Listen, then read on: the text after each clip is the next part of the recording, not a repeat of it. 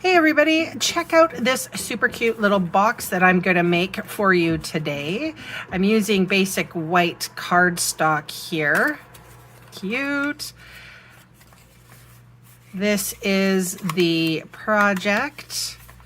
I'm going to fancy it up a little bit with a die cut, but yeah, that's our project today. This is a nice size box. You can put treats in it.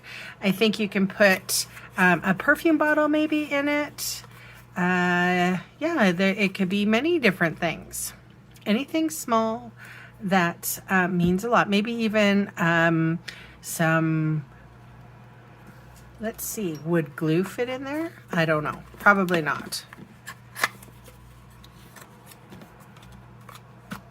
Whoa! Fits green glue, guys. So there you go. If you're a Stampin' Up! Demonstrator and was looking for something to gift to your folks, this could fit a green glue.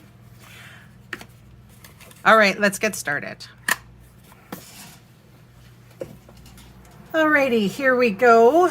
We have 8.5 by 5.5. So on the long side, we're going to score at 1/2, 1 3/4, 6 1/4, and 7 1/2. We're going to flip it round.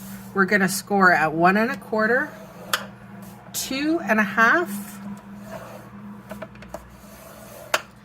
and 3 3/4, and then again at 5. We're going to fold and burnish on all of our score lines this way.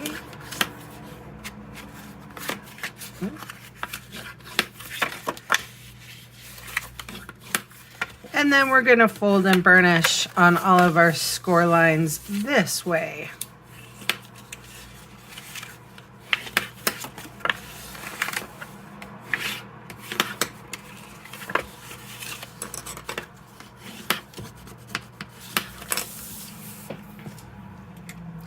All right, here's some paper snips. Now we're going to take off that square and that rectangle.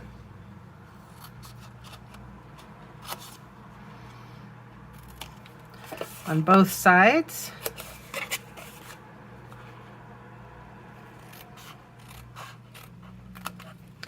And then we're going to cut up on all 4 score lines.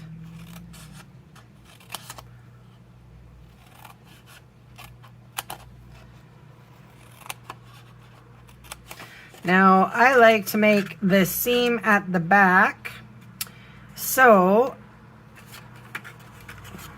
I'm going to make this my top flap. That means that, or the lid, I should say. So that means that the square and rectangle opposite is going to be empty and cut off. Then I'm just going to cut these in half.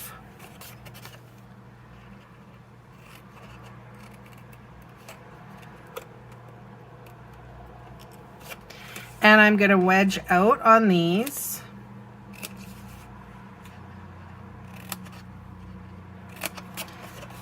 And this. And then I'm going to do exactly the same thing on the opposite side. So no problems there. And I honestly think that I screwed up on my measurements here.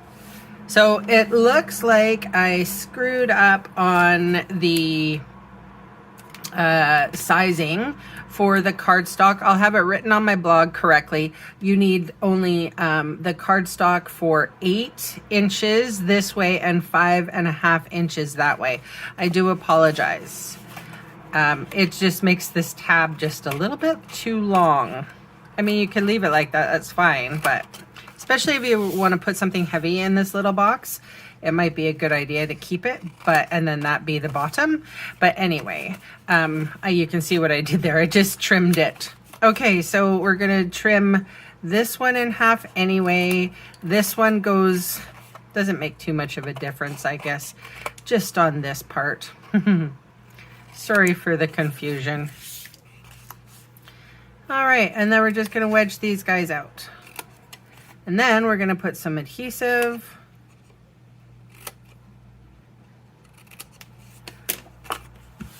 All right, I always like to lay it down, so that's what you should have. I'm going to put adhesive along the bottom here. Fold it in half, fold it in half. I always look to see if I have cut the paper incorrectly. I just go over with my finger, and if I feel something is out of place, I cut away. I always feel like when I'm making a box, craftsmanship is important. All right, now you need 4 pieces of designer series paper that is sized 1 1/8 this way and 4 3/8 this way. I'm just gonna put some dry adhesive along my pieces here. Normally I have these all prepped and ready to go, but today you're gonna be with me a little longer. Hope it's not too boring. And then I'm gonna, this one little piece here is 1 1/8 by 1 1/8. All right, so I'm gonna put that on our top here. I've chosen this to be the top. And then I'm gonna put all 4. So this again is a retiring product. This is the You're a Peach designer series paper.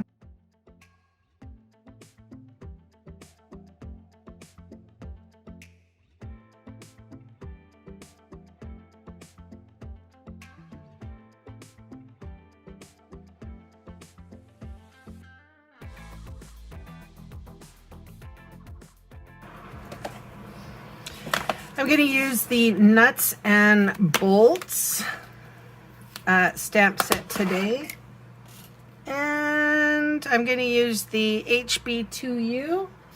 I'm going to get out my Calypso Coral because that's Calypso Coral. Just going to ink this up, and cute. I can get away with one-dimensional, everyone. Okay. I'm gonna put that right there. Cute. All right, you guys, you can see all the supplies I used today listed below in the videos See More section or in the supplies section of my blog. Those fast links are going to take you to my Canadian online store, where I would love the chance to meet you and earn your business. So thank you so much for watching, and bye for now.